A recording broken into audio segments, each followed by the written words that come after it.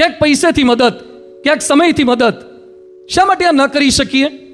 કેવળ પોતાના માટે જીવન જીવે એ તો પશુ પણ જીવન જીવે છે.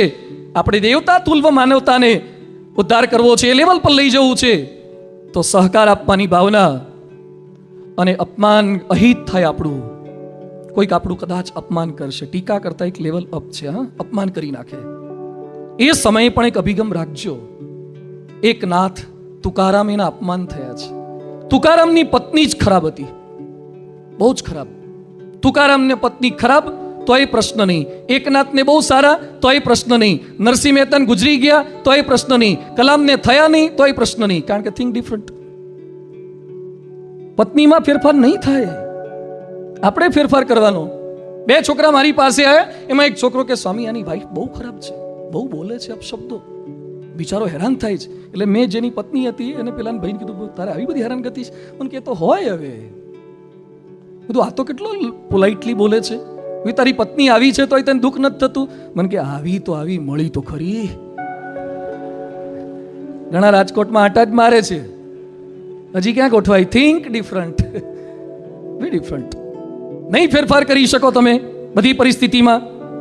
એની વચ્ચે અભિગમ બદલવાનો છે. એક છોકરો મારી પાસે રાજકોટનો આવ્યો, મને કે સ્વામી મારી ભાભી હેરાન કરે છે.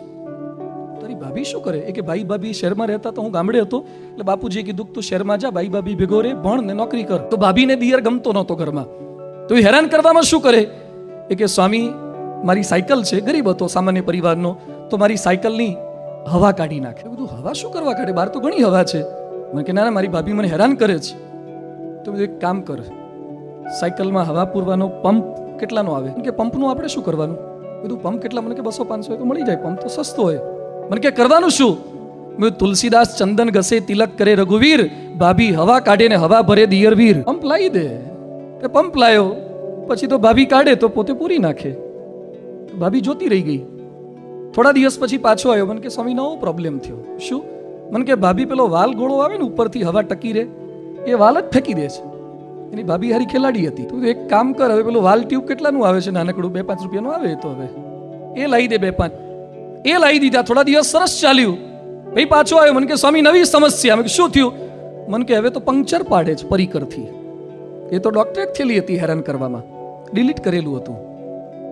તો હવે એટલે હું બે ઘડી વિચારવા પડ્યું, એક કામ કરીએ, શું કરીએ? મને કે મેં બહુ તમારો સમાગમ કર્યો, એમાં મારી પાસે સોલ્યુશન આવી ગયું છે. હવે તમે વિચાર ના કરો, મેં જ વિચાર લીધું, થિંક ડિફરન્ટ. એ શું કર્યું?